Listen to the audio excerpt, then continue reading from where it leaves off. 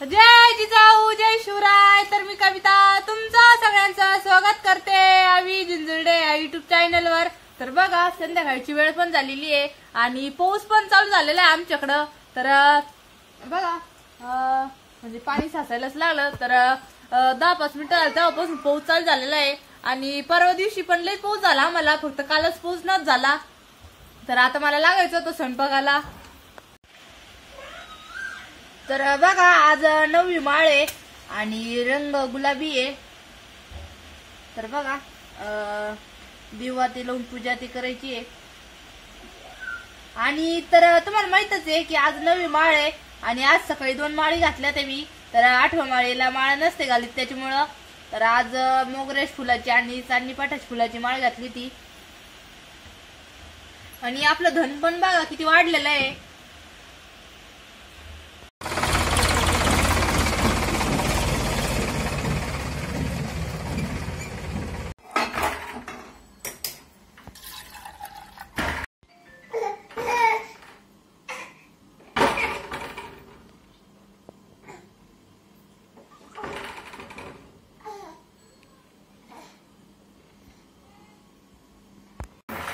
चला आता मी लागलेली स्वयंपाकाला।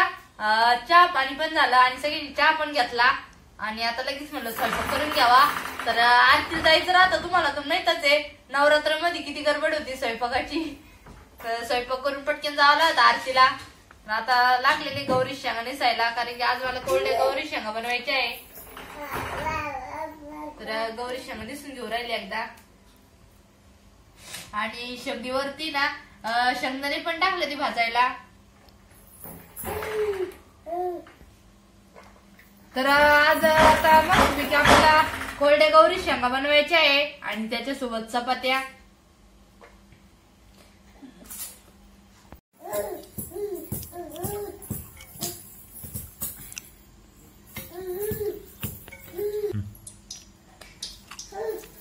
तर जिरे टाकलेले आणि गौरी शेंगा निसून पण घेतल्या त्या।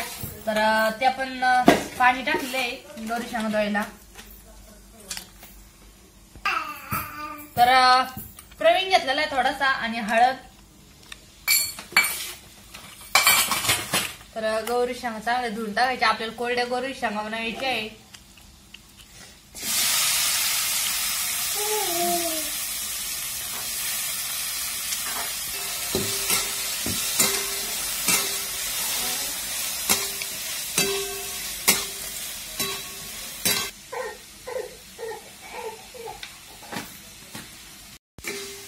तर त्याला मिठामध्ये आपल्याला गौरी शेंगा परतून द्यायच्या आणि परतल्याच नंतर थोडंसं पाणी शिजून घ्यायचं आहे।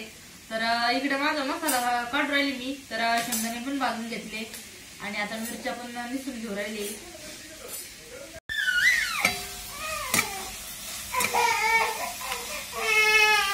आता बघा त्याला मिठामध्ये शेंगा पण चांगल्या परतल्या त्या आणि मी पाणी टाकून शेंगा आपले शिजून घेणार आहे गौरीच्या। तर थोडंसंच पाणी टाकणार आहे। तर बघा गौरी शेंगा पण शिजायला टाकल्या आणि कवळ्याच गौरी शेंगा आहे त्याच्यामुळे पटकन शिजत आणि मसाला एकदम आवडतो आपल्याला खलबत्त्यामध्ये कुटून घ्यायचा आहे। तर लोखंडाचा खलबत्ता घेतलेला आहे मी। तर बघा ना आज मी लोखंडाचा खलबत्ता घेतला। तर खलबत्ता घेतल्याच्या नंतर मला लगेच आमच्या आईचं आठवण आली, कारण की आमच्या आईचा होता खलबत्ता ह्यो। आणि जुन्या म्हणजे जेव्हा आपल्या आई तेव्हा लोखंडाचेच खलबत्ते होते सगळीकडं।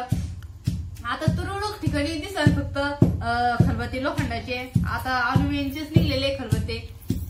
तर मसाला पण आपल्याला आवडदोबड करून घ्यायचा आहे।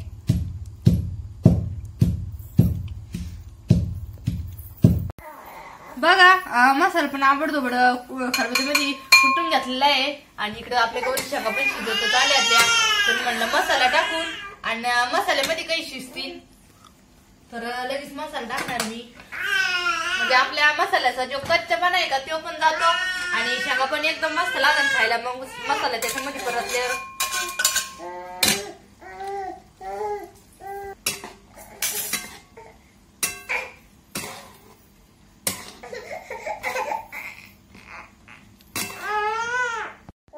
बघा आता थोड्याच वेळात आपली गौरी शेंगा तयार होणार आहे। तर मसाला पण टाकला होता आणि गौरी शेंगा शिजत झालेलं आहे. तर थोड्याच वेळात शिजून पण जाईल आणि गौरी शेंगा रेडी पण होईल खाण्यासाठी. तर बघा ना म्हणजे बोलता बोलता 9 दिवस कसे गेले ते काही कळालं पण नाही. तर म्हणायला तर काही वावरातले कामं पण नाहीये, घरचेच कामं चालू आहे. आणि 9 दिवस पण झालेले आज नवरात्रीला. तर आज 9वी वाळ आहे. तर आता फक्त दसरा आपल्या दोन दिवसावर राहिलेला आहे. तर 2 दिवस पण कसे काय निघून जाईल, काहीच कळणार नाही कामाच्या मध्ये.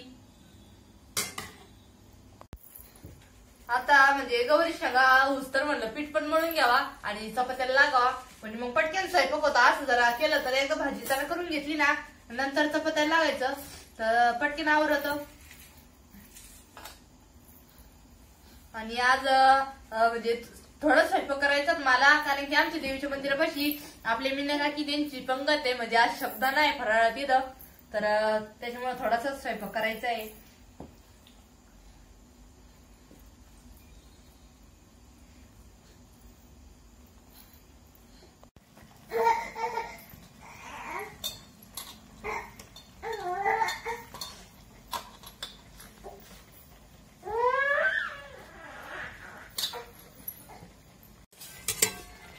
बघा आपले एकदम मस्त अशा गौरी शेंगा तयार झालेल्या आहे. आणि थोडस म्हणजे रस ठेवलाच, कारण की कोरड्या करायच्या होत्या पण भाऊ म्हणले की थोडा रसा राहू द्या, त्याच्यामुळे मग थोडासा रसा ठेवलाच आहे बघा. आणि आता लगेच मी चपात्याला लागणार आहे, पीठ पण मळून घेतलं होतं.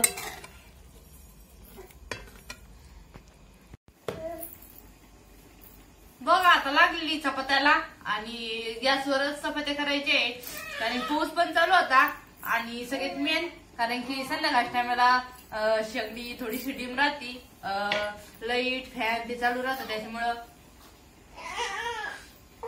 आपला शंभू आज मम्मीकडेच आहे मंदिराकडं. तर सकाळपासून गेला होता तर आज आलाच नाही.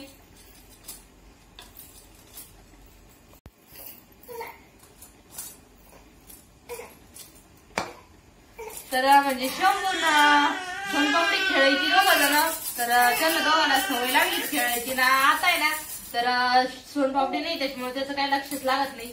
आणि त्याला म्हणजे रडतो तो, इथं येड्यावाडी करतो, त्याच्यामुळे मग त्याला आहे ना आज मम्मीकडेच पाठवून दिलं होतं. तुला येड्यावाडी करतो घरी आम्हाला.